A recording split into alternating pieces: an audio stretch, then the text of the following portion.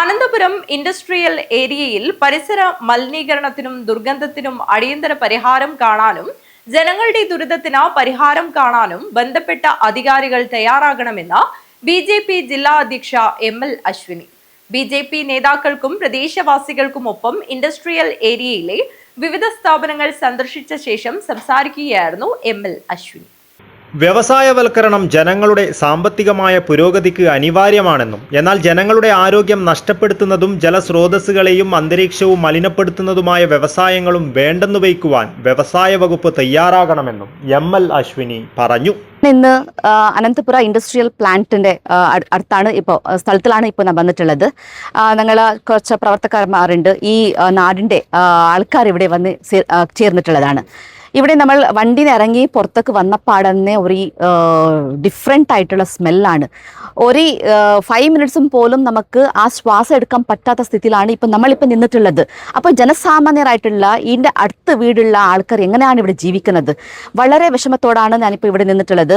നമുക്ക് ഇൻഡസ്ട്രീസ് വേണം, ഡെവലപ്മെൻറ്റ്സുകൾ വേണം. പക്ഷേ ഈ ഇൻഡസ്ട്രീസിൻ്റെ ഭാഗമായിട്ട് ജനസാമാന്യർക്ക് മീൻസ് ഇവിടെ ജീവിക്കുന്ന ജനങ്ങൾക്ക് ഒരു രീതിയിൽ ബുദ്ധിമുട്ടില്ലാത്ത രീതിയിലാണ് ഇവിടെ അവർ വർക്ക് നടക്കേണ്ടത്. പക്ഷേ ഇവിടെ അങ്ങനെ അല്ല. ഇവിടെ ജനങ്ങൾക്ക് പ്രോബ്ലംസ് കൊടുത്തുകൊണ്ട് മീൻസ് എയർ ഫിൽട്രേഷനും ഇവിടെ ഇൻസ്റ്റാൾ ചെയ്യാണ്ട് ഇവിടെ മാലിന്യ രീതിയായിട്ടുള്ള എയർ ആണ് ജനങ്ങൾ ഇവിടെ ശ്വാസത്തിൽ എടുക്കുന്നുള്ളതാണ്.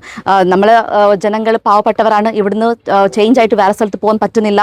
അവർക്ക് വീട് അടിച്ചിട്ടിരിക്കുന്ന സ്ഥിതിയാണ് ഇന്ന് ഉള്ളത്. ചില വീട്ടിൽ കുട്ടികൾ ഈ സ്മെല്ല് കൊണ്ട് ഭക്ഷണം കഴിക്കുന്നില്ല.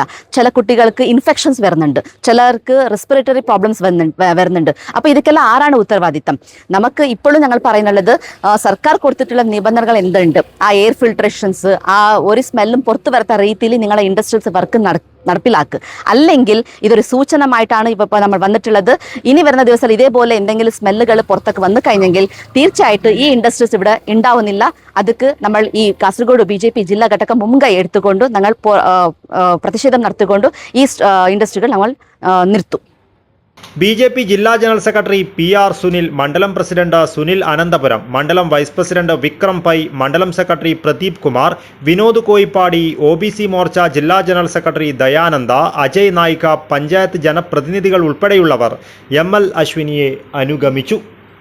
News bureau, Kasaragod.